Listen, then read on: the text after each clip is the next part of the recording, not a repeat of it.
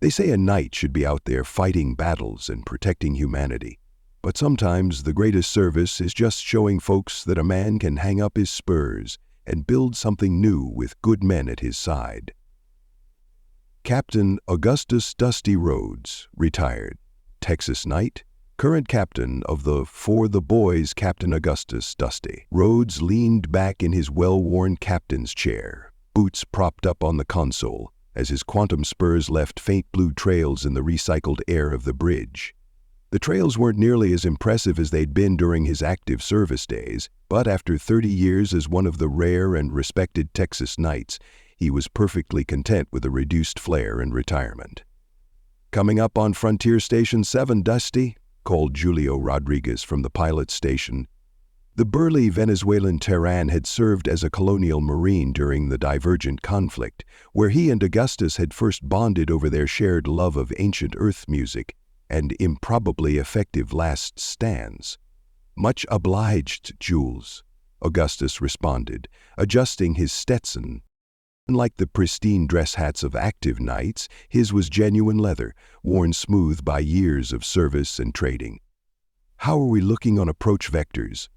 "Smooth as Tennessee whiskey," Julio replied with a grin.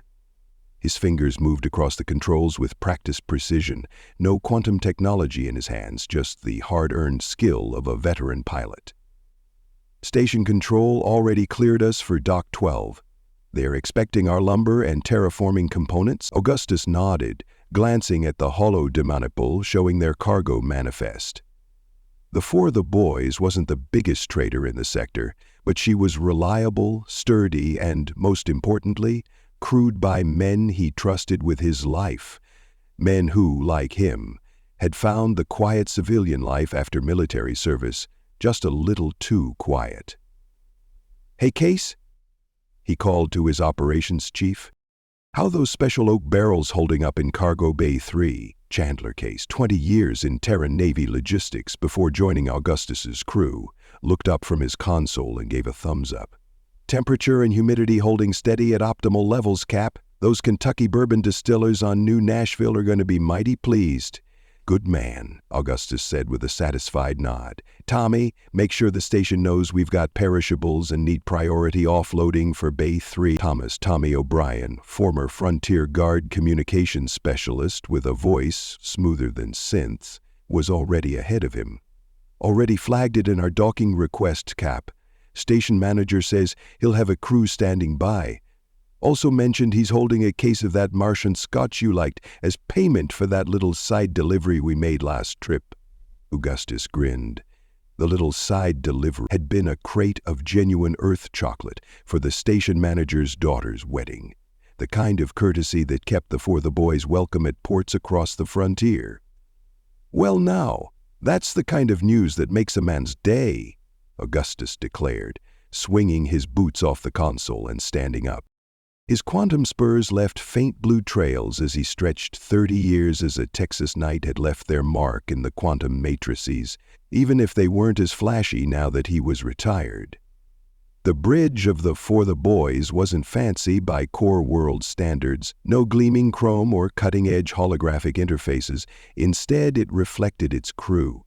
Practical, reliable, with just enough character to make it feel like home. Wooden paneling, real wood, not synthetic, covered the walls, and each crew station had personalized touches. Julio's console was decorated with small figurines from classic westerns. Case's station had a beautifully woven prayer rug serving as a mouse pad. Tommy's communications array sported ancient printed photographs of his large extended family back on New Dublin. "Beans, what's our inventory looking like for the return trip?" Augustus called to the ship's quartermaster, who was reviewing manifests on his datapad.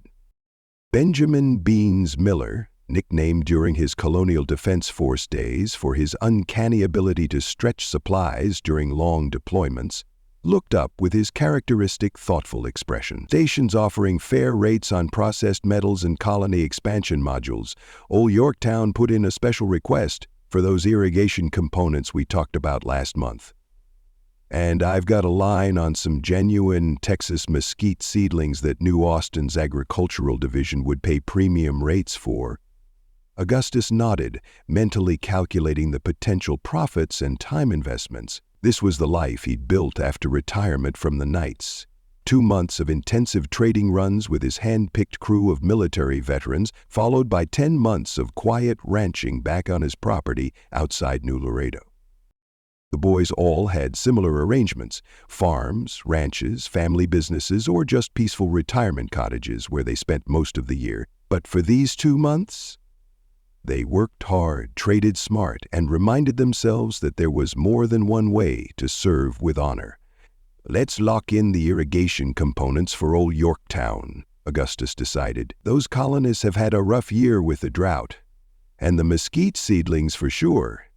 Nothing makes real barbecue like genuine mesquite smoke." For the boys, Case punctuated each word with a gentle fist on his console. The crew's informal motto whenever they made a decision that prioritized people over maximum profit. The ritual had started 3 years ago during their first run together. Tommy had discovered an ancient Earth meme from the early information age. Something about doing things for the boys as a celebration of male friendship and loyalty. It had struck a chord with the crew of veterans who had spent decades living and fighting alongside their respective brothers in arms. Now, whenever they made a choice based on helping folks out rather than maximizing their credit balance, someone would inevitably declare it was for the boys. A reminder of why they'd chosen this life in the first place. Speaking of which, Tommy spoke up. "We got that transmission from Captain Reynolds over on the Serenity. Said he's holding some special cargo for us at Frontier Station 7. Something about genuine pre-war fishing equipment he salvaged from that derelict colony ship." Augustus's eyes lit up. Back on his ranch, he'd constructed a small lake stocked with Earth-species fish, a luxury few could afford but that he justified as therapeutic. His collection of ancient fishing gear was becoming something of a legend among the retired military community. "Well now, that's mighty neighborly of Reynolds," Augustus said, adjusting his Stetson with barely contained excitement. "Tommy, please tell the good captain I'd be honored to take that cargo off his hands, and I've got a case of McCready's bourbon with his name on it in exchange." "Will do, Cap," Tommy replied with a knowing smile. The crew was well aware of their captain's fishing obsession, but none would ever tease him about it, not when his ranch fishing weekends were some of the most coveted invitations among retired veterans across 3 systems. "Station approach beginning," Julio announced, his hands dancing across the controls with a dexterity that belied his burly frame. "Docking procedures initializing." "All hands, prepare for station arrival," Augustus announced over the ship-wide comm. "Looks like we're in for a profitable stop, gentlemen."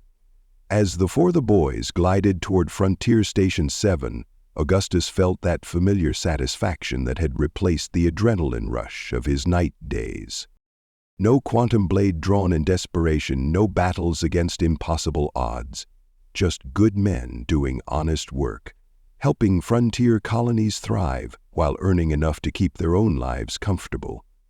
And if sometimes, in the quiet moments between stars, he missed the fierce camaraderie that only combat could forge, well, he just had to look around at his crew, men who had chosen to spend 2 months a year working themselves to the bone alongside him, to realize he hadn't lost that brotherhood at all. It had just evolved into something more sustainable, something that could last the rest of their lives. For the boys, indeed. Frontier Station 7 bustled with the controlled chaos that characterized most trading hubs on the edge of settled space. The main concourse stretched in a wide arc, its ceiling a transparent dome that offered breathtaking views of the surrounding stars and the occasional ship arrival or departure. Shops, taverns, and trading offices lined the walkways, their facades a hodgepodge of frontier practicality and attempts at core world sophistication. Augustus and his crew had established a routine over their years of trading runs. After securing their cargo and making initial trade arrangements, they would meet at the Quantum Sperta Tavern, popular with military veterans due to its proprietor being a retired colonial marine himself. The name was a nod to the Knights, though actual Knights were rare enough that Augustus was typically the only one present when they visited. I'm telling you, the transmission was crystal clear, Tommy was saying as Augustus joined the group at their usual corner booth. New Austin's agricultural commissioner specifically requested genetically authentic Texas mesquite. Said the synthesized varieties just don't impart the same flavor profile when smoking brisket. Van's got a point. Case nodded sagely, nursing a glass of non-alcoholic beer, his personal choice that the crew respected without question. My grandfather always said the soil of Texas itself was what gave the mesquite its special character, something about the mineral content affecting the resin production. Augustus settled into his seat with a contented sigh as Beans pushed a glass of amber liquid toward him. Is that the Martian Scotch? Sure is, Cap, Beans confirmed. Station manager delivered it personally. Said to tell you his daughter's wedding was sweeter thanks to the real chocolate. Augustus raised his glass in acknowledgement before taking an appreciative sip. Worth every credit we could have made selling it elsewhere. For the boys, Julio said with a grin, raising his own glass of what appeared to be genuine tequila. Or the boys, the crew echoed, glasses clinking together in their traditional toast. The tavern around them hummed with the mingled conversations of traders, station personnel, and the occasional uniformed military personnel stopping through on assignment. The owner, a barrel-chested former Marine named McAllister, gave Augustus a respectful nod from behind the bar. His eyes lingered momentarily on Augustus's quantum spurs, which left their distinctive blue trails whenever the retired knight shifted in his seat. So, Augustus addressed his crew once they'd all settled. We've got 48 hours before our departure window. Cargo's secure, new manifest is being prepped. How's everyone planning to spend their station leave? Got a vid call scheduled with my granddaughter, Beans replied with unmistakable pride. She just started at the Colonial Defense Academy back on New Austin, following in the old man's footsteps. Outstanding, Augustus said warmly. Make sure you tell her that when she gets to advanced combat systems, Major Williams is still using that outdated shield penetration model. She should trust her instincts over the textbook. Will do, Beans chuckled. Though I expect things have changed a bit since our day. Some things never change, Julio asserted confidently.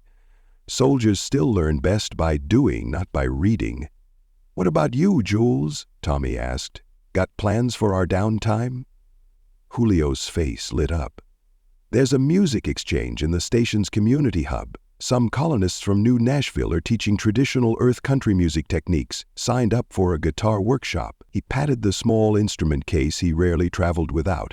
Figure I might pick up some authentic techniques to take back to the ranch? Augustus nodded approvingly.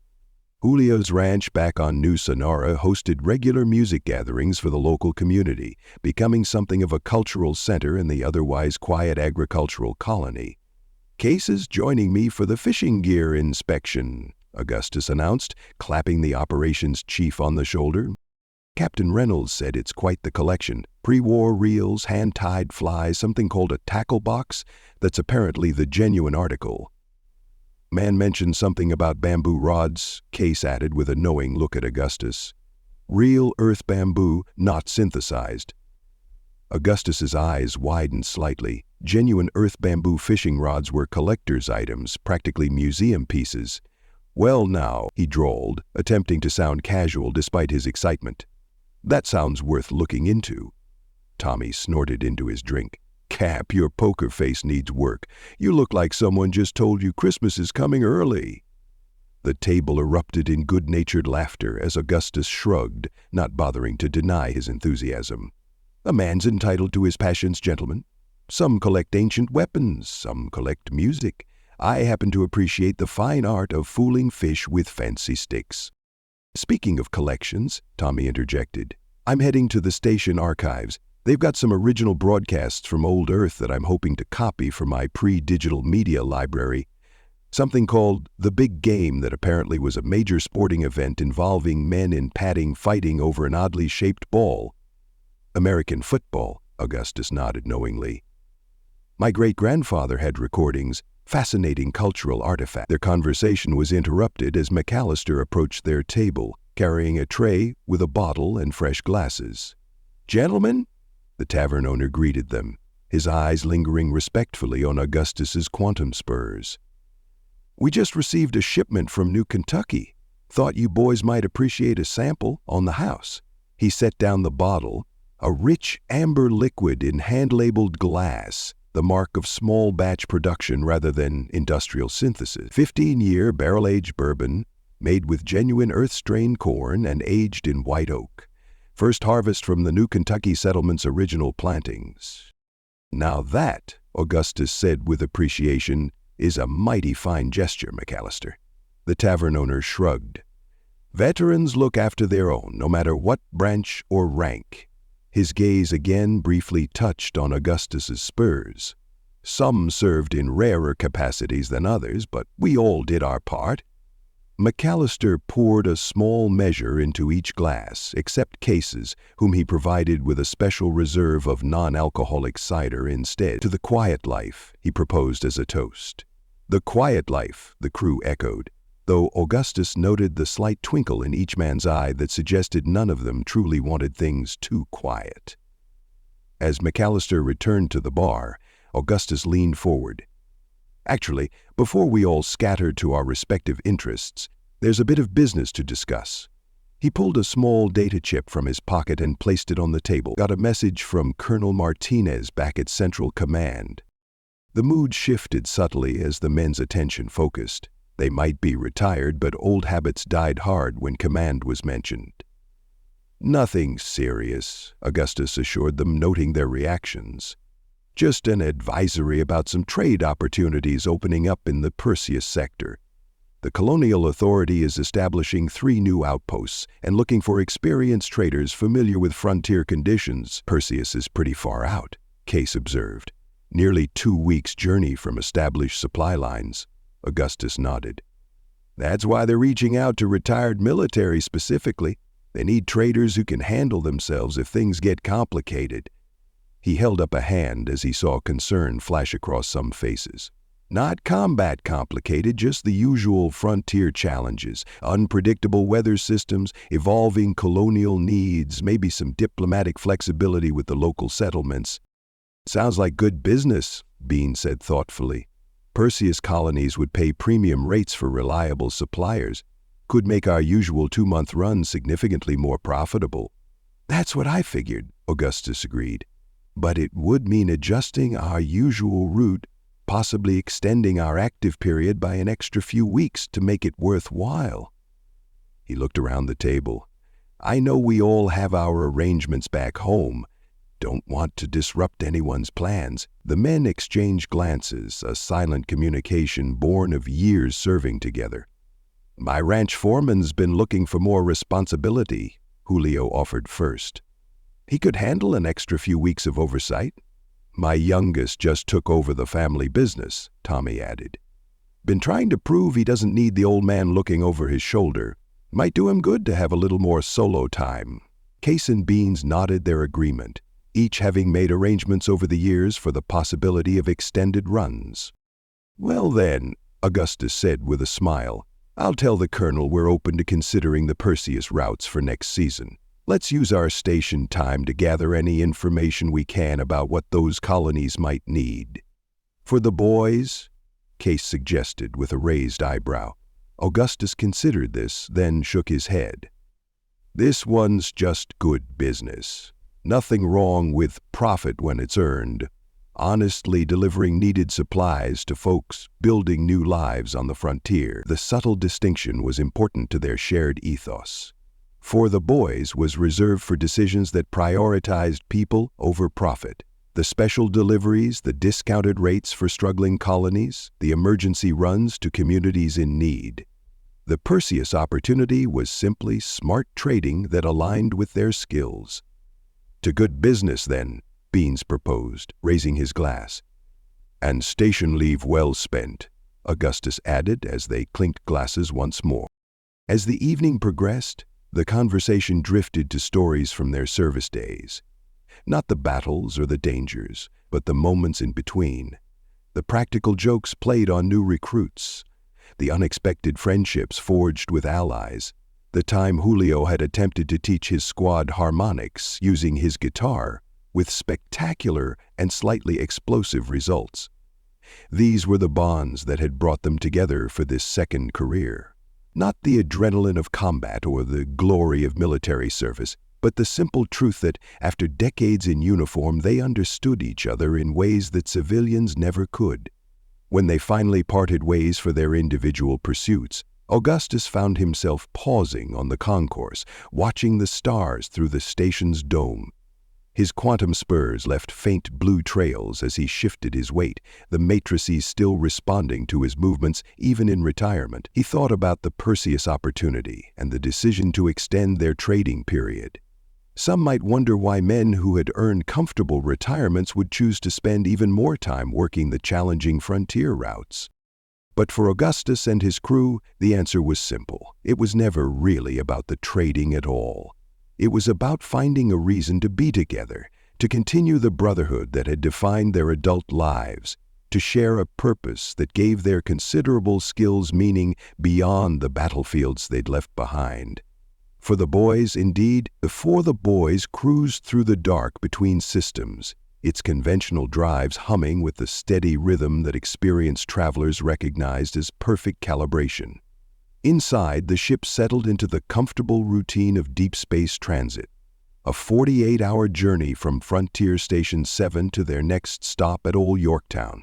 Augustus sat in the ship's galley, a spacious area that doubled as recreation space during long jump. Unlike the utilitarian mess halls of military vessels, the For the Boys featured a galley that reflected its crew's appreciation for life's comforts.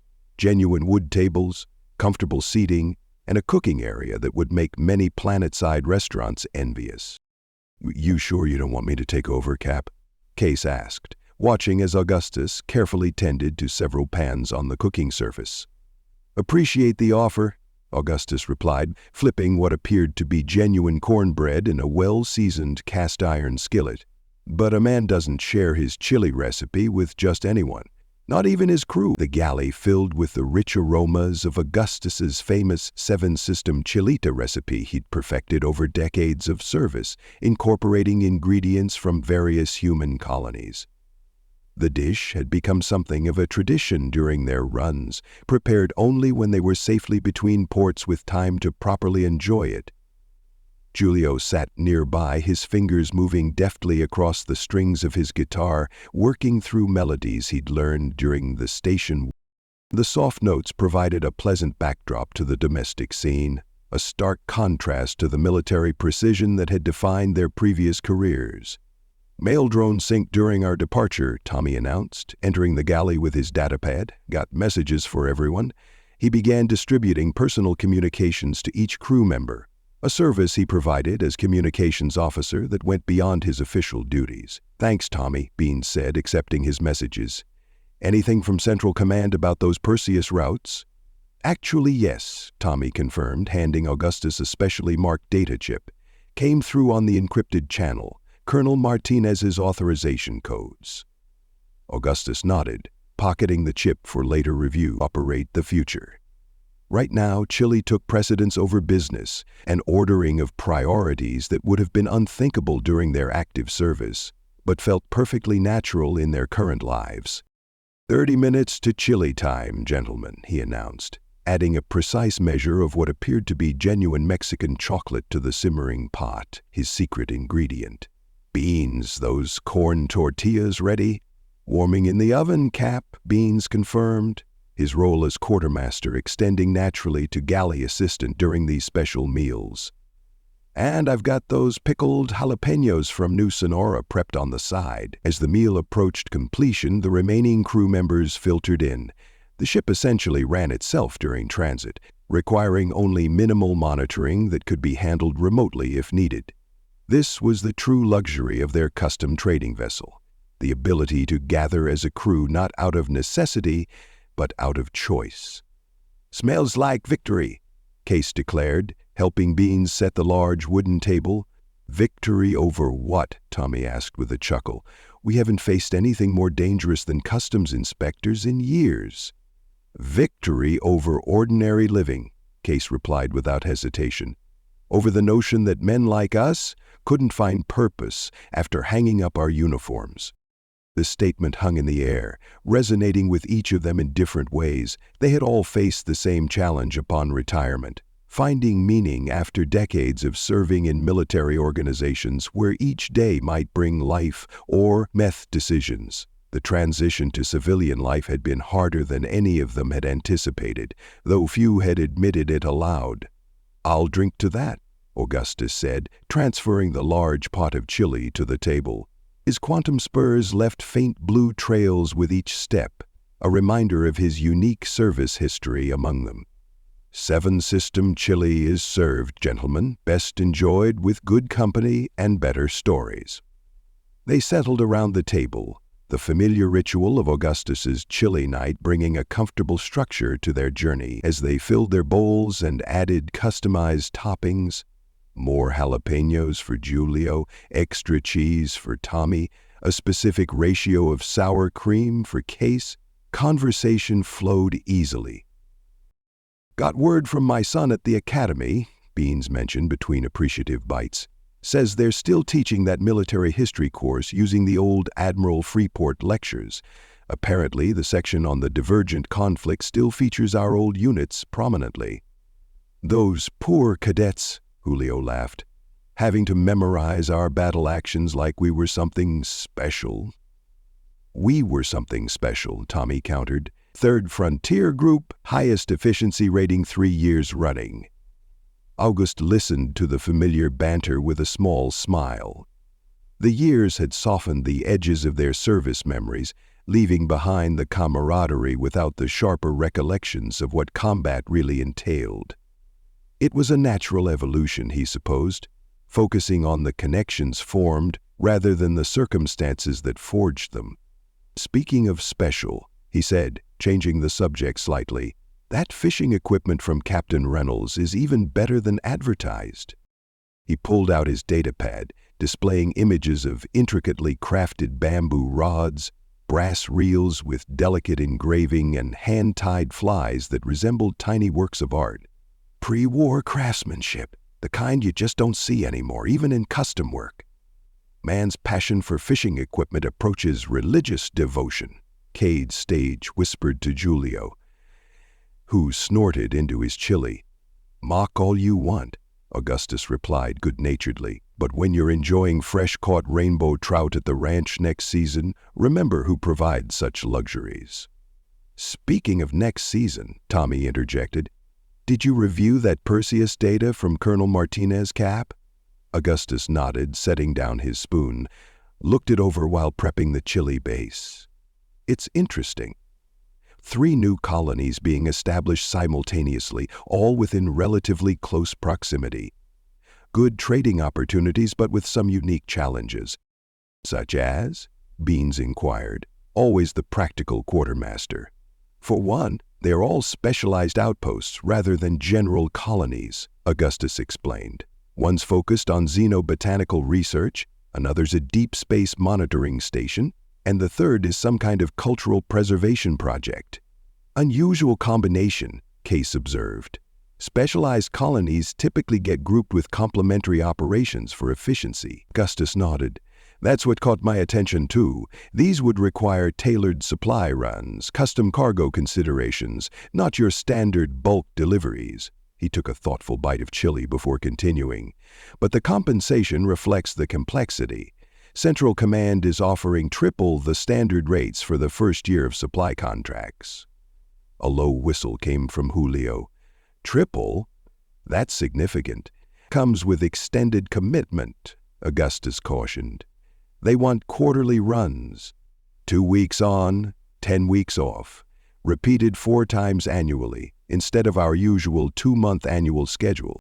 The table fell silent as each man calculated what such a change would mean for their carefully balanced lives.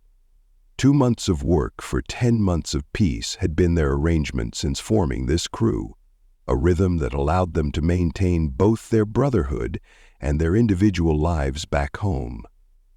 "That's a substantial shift," Beans finally said, the quartermaster in him naturally calculating the practical implications. "Weeks total instead of our current 8. but spread throughout the year, meaning more disruption to our home lives, even if the total time away isn't increasing much. On the other hand, Case pointed out, triple rates for essentially the same amount of work time. That could mean reaching our financial goals sooner. Everyone knew he was saving to establish a foundation for wounded veterans, a project close to his heart after losing his brother in service. Augustus let the conversation flow, watching as his crew worked through the implications from all angles.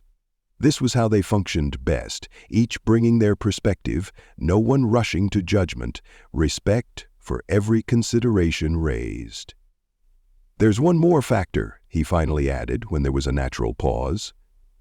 His quantum spurs left slightly brighter trails as he shifted in his seat, a tell his crew had learned to recognize when he was accessing information from his night training. These colonies are classified as developmental significance by Central Command, meaning they've got long-term strategic importance beyond their stated purposes. That brought knowing looks around the table. They'd all served long enough to recognize the military's particular brand of foresight, establishing seemingly unrelated outposts that years later would prove to be key positions in some larger strategy. "So this isn't just about lucrative trading," Tommy concluded. "They want veterans involved because there's something more at stake." "That would be my assessment," Augustus confirmed. "Nothing dangerous. Command wouldn't send retired traders into active threat zones without proper disclosure, but something that benefits from our discretion and experience." "For the boys?" Case suggested, raising an eyebrow. Augustus considered this carefully. Partly business, partly something more. Central Command could contract any transport service, but they're specifically reaching out to retired military personnel. That suggests they want people who understand both formal and informal command priorities. "Who protect more than just the cargo," Giulio added with understanding. "Exactly," Augustus nodded. "We'd be carrying supplies, yes, but also serving as command's eyes and ears in a developing region, maintaining a presence without the political implications of sending active duty personnel." The crew exchanged glances, a silent communication born of decades serving together, albeit in different branches. Finally, Bean spoke up. "I think we need to discuss what this means for each of us individually before making a crew decision. Some of us have commitments that might be harder to rearrange than others." "Agreed," Augustus said firmly. His quantum spurs left distinct blue trails as he reached for his drink, a knight's way of emphasizing sincerity. "I told Colonel Martinez we'd consider it, not that we'd accept automatically. Our current arrangement works well for us, and we don't change it without everyone's full agreement." He raised his glass of sweet tea in a toast. "That's the foundation of this crew. Every voice matters, no one gets pressured, and we decide as brothers, not just colleagues." "For the boys?" The crew echoed, glasses clinking together. As they returned to their meal and the conversation shifted to lighter topics, Augustus felt a profound appreciation for the men around this table. 5 years into their retirement trading venture, they had created something rare, a second career that honored their first, a brotherhood that continued without the pressure of combat, a purpose that balanced individual needs with collective strength. Whatever they decided about the Perseus opportunity, he knew the decision would reflect their shared values. And in the end, that was what separated the For the Boys from ordinary trading vessels. They weren't just moving cargo for profit.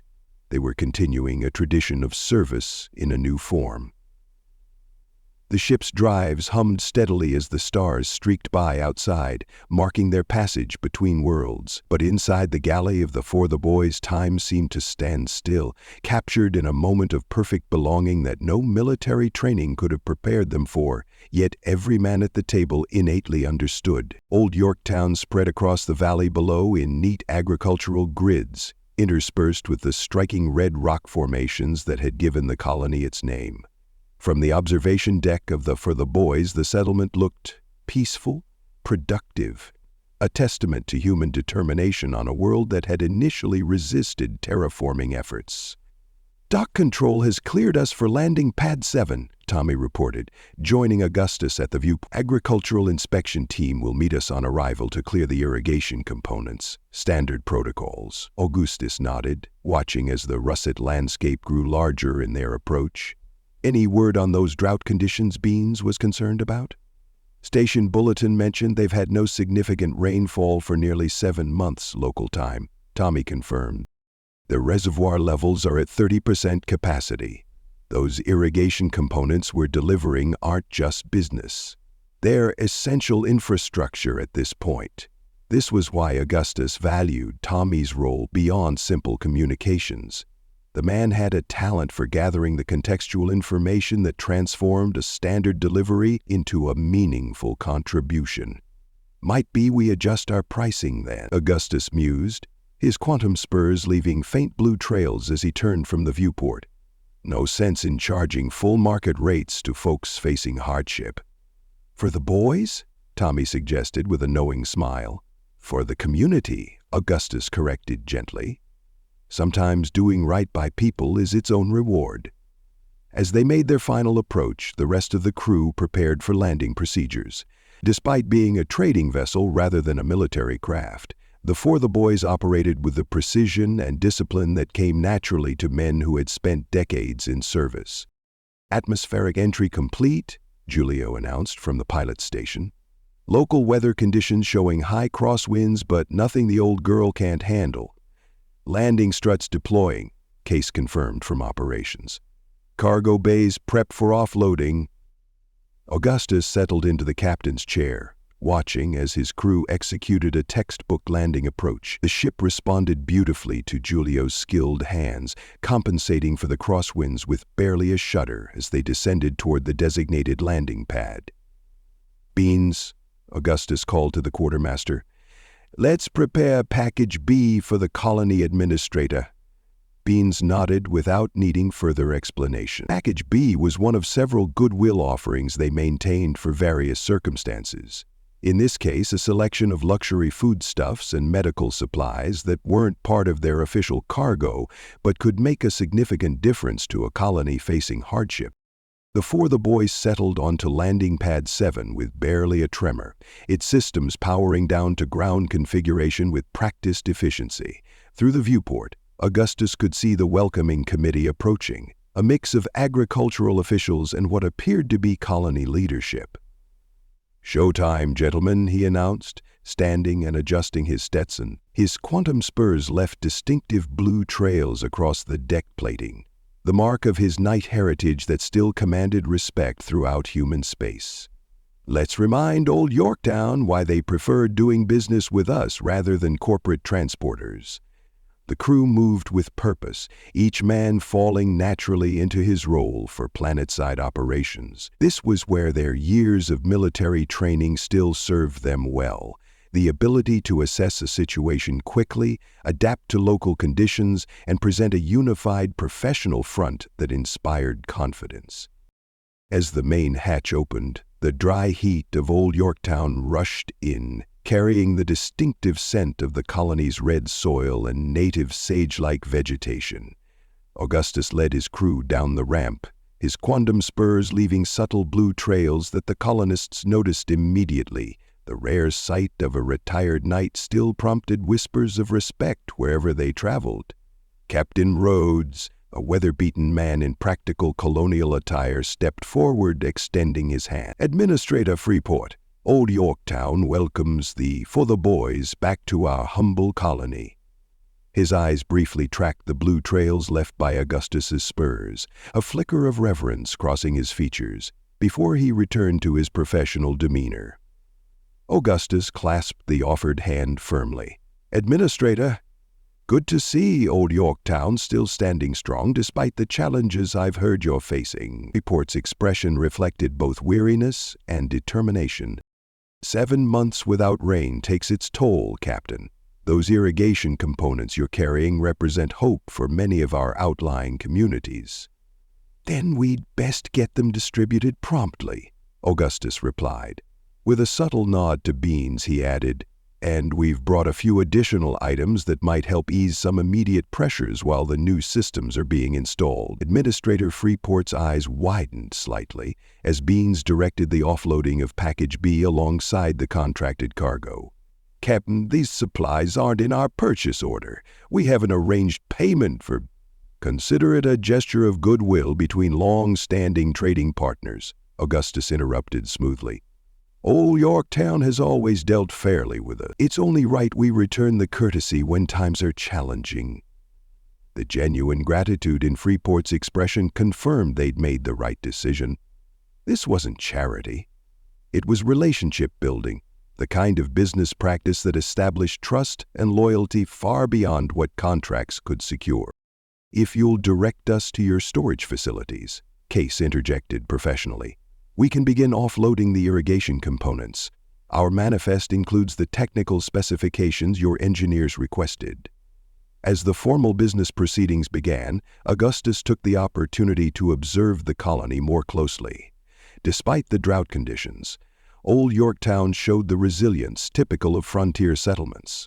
Children still played in carefully maintained community spaces, irrigation systems worked efficiently to sustain essential crops, and the marketplace they passed showed modest but stable activity.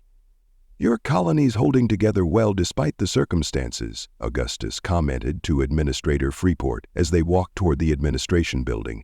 Freeport nodded, pride evident beneath his concern. Old Yorktown folk are stubborn by nature, Captain. Comes from choosing to settle a world named after one of the toughest regions of old Earth, Texas. We don't give up easily. That's a quality worth respecting. Augustus agreed, his quantum spurs leaving faint trails that seemed to brighten slightly at the mention of Texas heritage. As the only Texas Knight for dozens of light years in any direction, he felt a particular connection to these colonists who had carried the Texas spirit to the stars.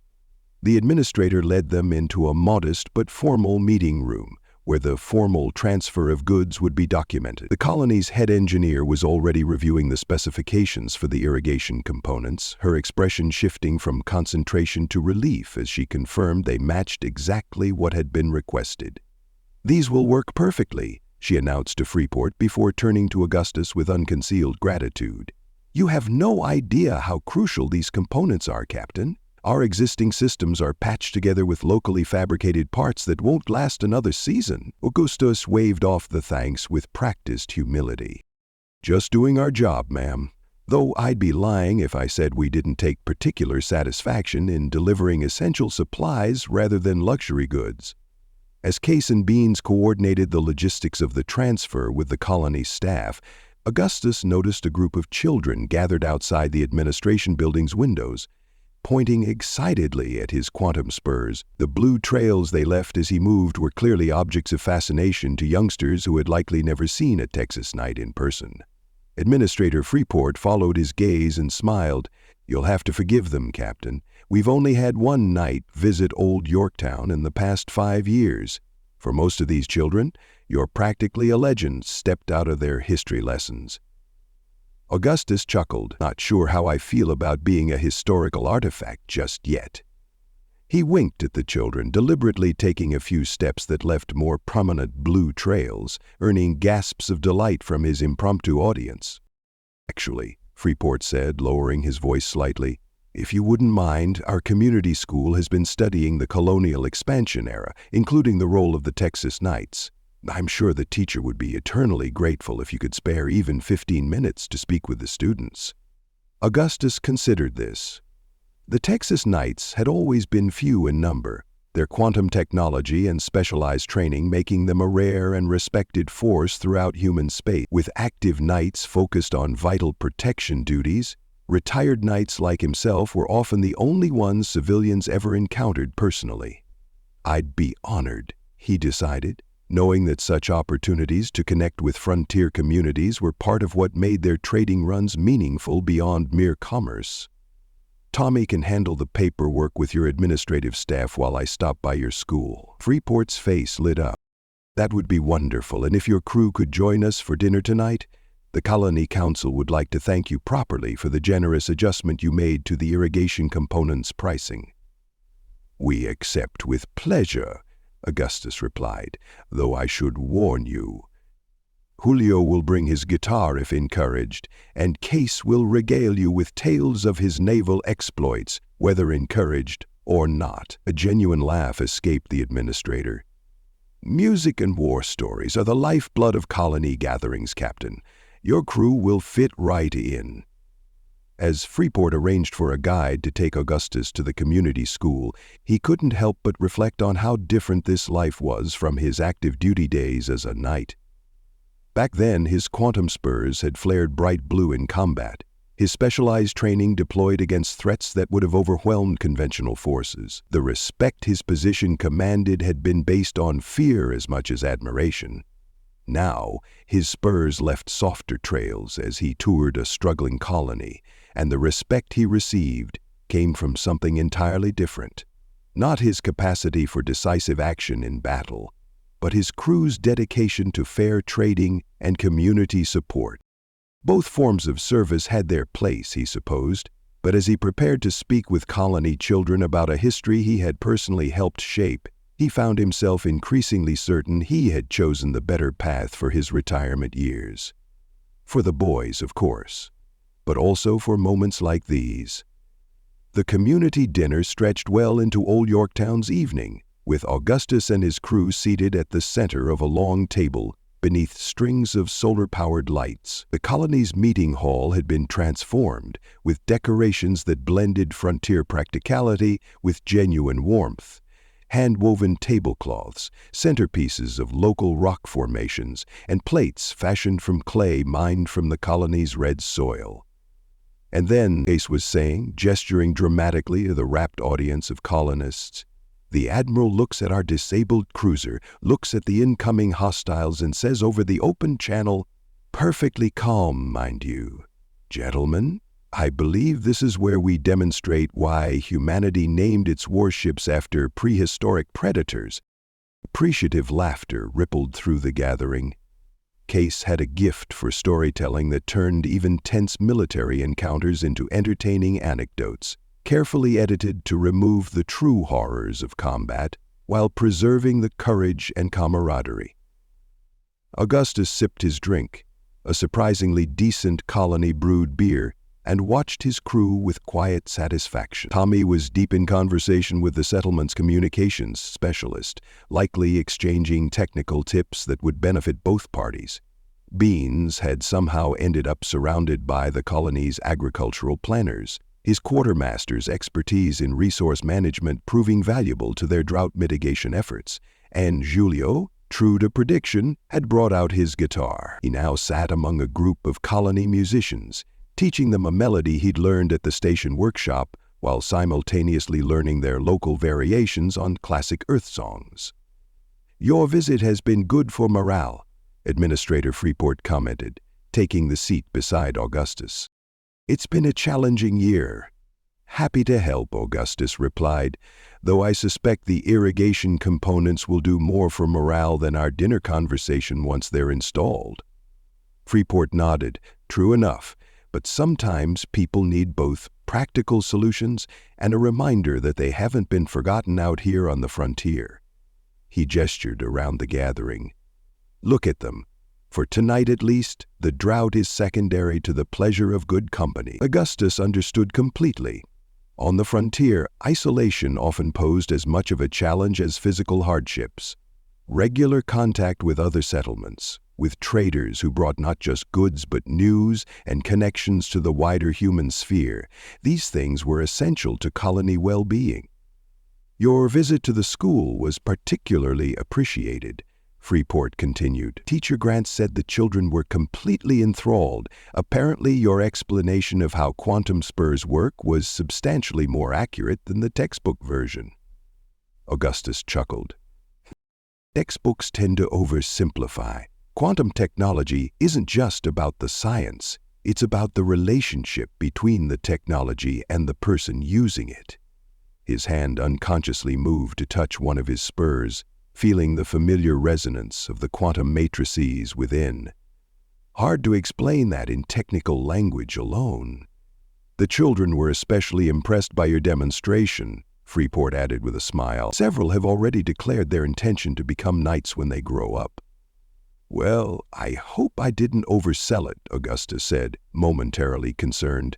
The knights have always been highly selective. The quantum technology doesn't bond properly with everyone, and the training is intense.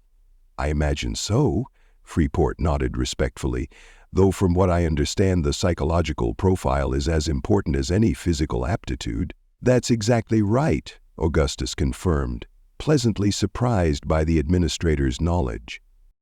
The most important qualification isn't strength or intelligence. It's a particular kind of adaptability. The quantum matrices in the spurs and blades respond to human intent and emotion. They amplify what's already there. So a knight needs to be the kind of person who remains steady under pressure but can still adapt to changing circumstances. Like trading after a lifetime of military service? Freeport suggested with perceptive insight. Augustus smiled, acknowledging the point. I suppose so, though I'd argue trading is a better fit for an old knight than you might expect. Both require assessing situations quickly, adapting to local conditions, and balancing multiple priorities. Their conversation was interrupted as one of the colony's younger residents approached their table, clearly gathering courage for a request. The boy, perhaps 12 years old, clutched a data pad with unmistakable determination. "Excuse me, Captain Rhodes," he began with admirable formality. "Some of us were wondering, would you show us your knight's blade?" Teacher Grant said each one is unique with its own history. Augustus felt a moment of regret. "I'm afraid I don't carry my combat blade anymore, son. Retired knights surrender their active duty weapons when they leave service." He didn't mention that this was partly because the quantum technology in a knight's blade contained classified capabilities that command preferred to keep under direct supervision. The boy's disappointment was palpable, but Augustus quickly continued. "However, I do still have this." He reached beneath his jacket and withdrew a smaller blade, a ceremonial knife rather than a full combat weapon, but still bearing distinctive quantum engravings along its hilt. "This is what we call a knight's companion blade. Not as flashy as the combat models, but it carries some of the same quantum matrices." The boy's eyes widened as Augustus carefully held out the knife for inspection. Unlike the full combat blades used by active knights, this ceremonial weapon didn't generate visible quantum effects, but the intricate patterns etched into its surface were unmistakably the work of knight armorers. "Every marking tells a story," Augustus explained as a small crowd gathered. "This curve here represents my first deployment. These interconnected lines show my unit affiliations throughout my service. And this pattern here? That's the Texas Star, incorporated into every knight's equipment regardless of where they were born or trained." "Does it do anything?" another child asked tentatively. Augustus smiled. "Not like the blades in your history lessons. This is ceremonial, meant to honor service rather than continue it. The real quantum blades are reserved for active knights with active duties." A girl at the edge of the gathering spoke up. "My grandmother said knights' weapons carried memories. Is that true?" "In a manner of speaking," Augustus confirmed, choosing his words carefully. The full capabilities of knight quantum technology remained classified, but the general principles were public knowledge. The quantum matrices in our equipment do record experiences in a way. They learn from each knight who uses them, becoming more attuned to human intention with each generation. This launched a flurry of questions from the gathered children, with the adults listening just as intently. Augustus answered what he could, simplifying complex quantum mechanics into understandable concepts, while being careful not to reveal anything truly sensitive. It struck him, as he sat surrounded by frontier colonists hanging on his every word, how rarely most citizens encountered actual knights. The Corps had always been small, never more than a few hundred active members across all human space. Their specialized abilities deployed strategically rather than broadly. For most people, knights existed primarily in historical accounts and fictional entertainment, their actual operations remaining largely classified. No wonder the children stared at his quantum spurs with such fascination. To them, he was a living connection to legends they'd only read about or seen in entertainment feeds. "I think that's enough questions for the captain." Administrator Freeport eventually intervened, noting Augustus's empty glass. "Let's allow him to enjoy the rest of the evening's hospitality." As the children dispersed with obvious reluctance, Freeport refilled Augustus' drink. "Thank you for indulging them. For many, this will be a memory they carry throughout their lives." "Happy to oblige," Augustus replied sincerely, "though I fear I'm a poor representative of the knights these days. Been trading longer than most of those kids have been alive." "Perhaps," Freeport said thoughtfully, "but I would argue you represent something equally important. What comes after service? How a person carries forward their values and skills into civilian life." He gestured to where Augustus's crew was thoroughly integrated with the colonists, sharing stories, skills, and laughter. "You and your men demonstrate that there's honor and purpose beyond the uniform." Augustus considered this perspective with interest. He'd never thought of their trading operation as a model for other veterans. But Freeport had a point. Too many former military personnel struggled with the transition to civilian life, particularly those who had served in elite or specialized roles. "That's a kind way of looking at it," he acknowledged, "though I doubt Knight Command sees us quite so philosophically.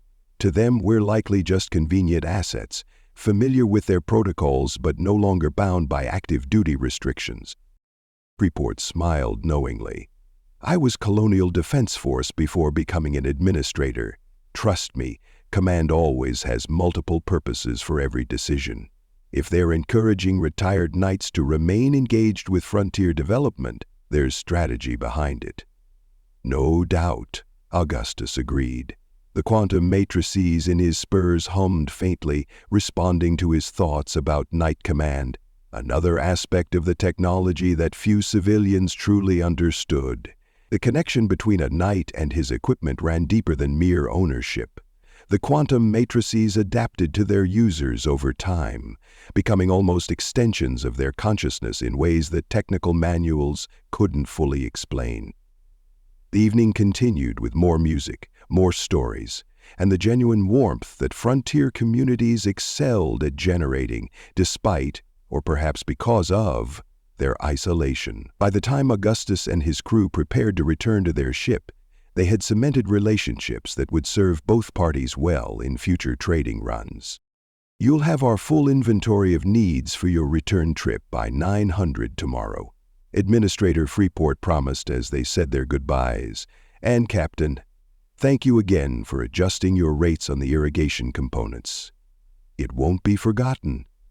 "For the boys," Augustus replied with a wink, earning a grin from his crew, who had adopted the saying as their unofficial motto. As they walked back toward their landing pad under old Yorktown's impressively starry sky, Tommy fell into step beside Augustus. "So, Cap, have you given any more thought to that Perseus offer?"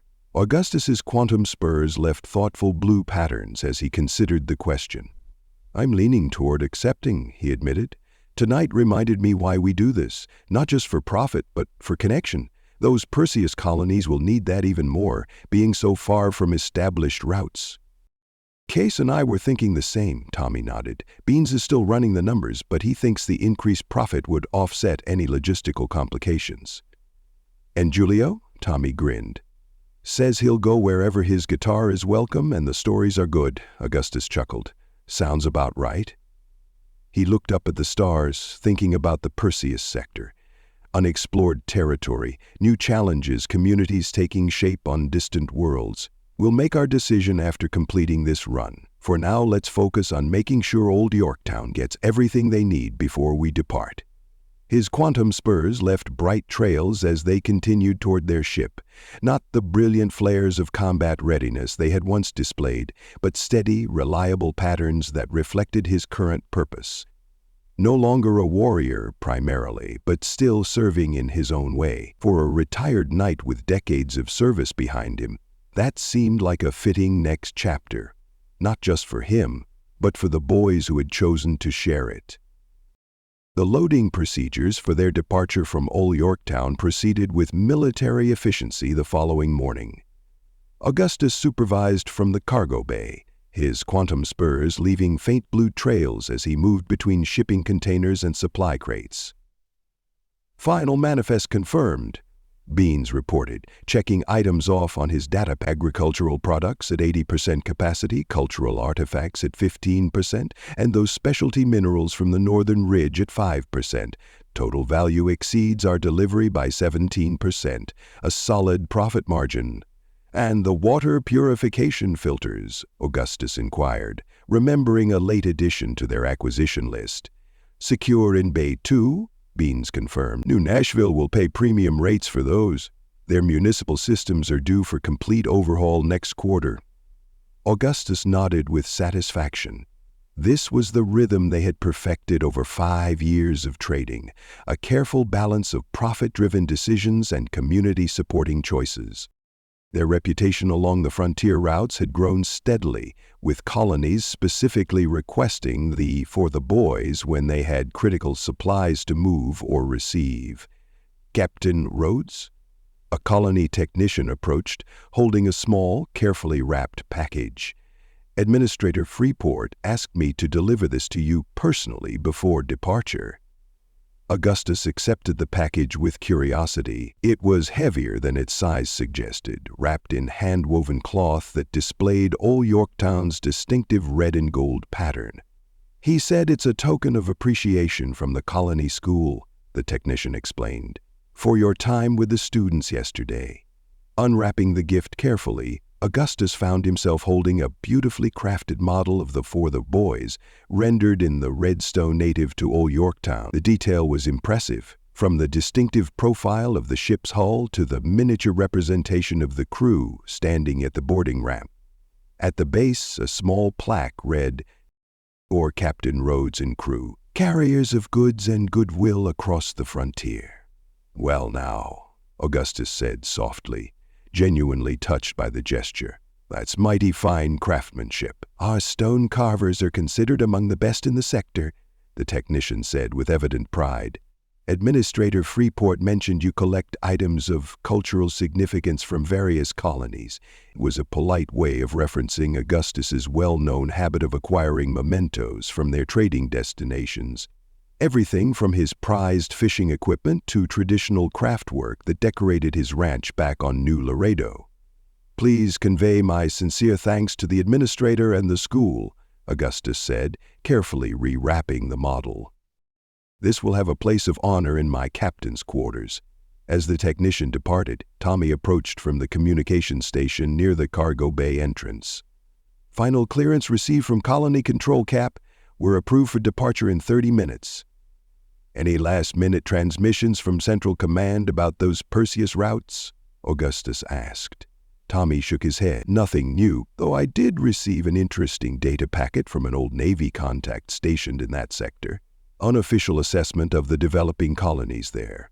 Thought it might give us some context beyond the formal reports." This was exactly why Augustus valued having former military personnel as his crew. Their networks extended throughout human space, providing insights and information that ordinary traders would never access. "Good thinking," Augustus acknowledged. "Added to our briefing materials for when we discuss the opportunity after completing this run."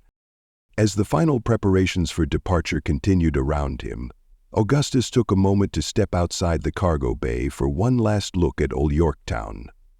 The colony stretched across its valley, the morning sun turning the red soil and rock formations to shades of copper and bronze. Despite the ongoing drought, there was an undeniable vitality to the settlement. Buildings being expanded, fields carefully tended, people moving with purpose between community structures. This was what frontier trade was really about, he reflected. Not just moving goods between points on a star chart, but participating in the continuing expansion of human civilization. Each colony represented thousands of individual dreams, countless hours of labor, generations of hope made manifest on alien soil. His quantum spurs left contemplative patterns as he turned back toward his ship. The technology that had once been focused primarily on combat now served a different purpose, still identifying him as one of the rare Texas knights, but in service to trade rather than warfare. Julio appeared at his side, guitar case slung over his shoulder, as always. "Ready for departure, Cap? Got some new tunes to work on during transit, courtesy of the colony musicians." "They made quite an impression on you," Augustus observed, noting his pilot's unusually thoughtful expression. "Good people," Julio replied simply. "Reminds me why I signed up for the Marines in the first place, back before I knew what war really meant. Protecting folks like these, helping them build something worthwhile." Augustus nodded, understanding completely. Each member of his crew had joined military service for their own reasons, fought their own battles, and found their own paths to civilian life afterward. But they shared this common thread, a desire to contribute to something larger than themselves, to serve a purpose beyond personal gain. "For the boys," he suggested with a smile. "For the future," Julio corrected, gesturing toward the colony with unexpected eloquence. "These folks are building it. We're just helping carry the supplies."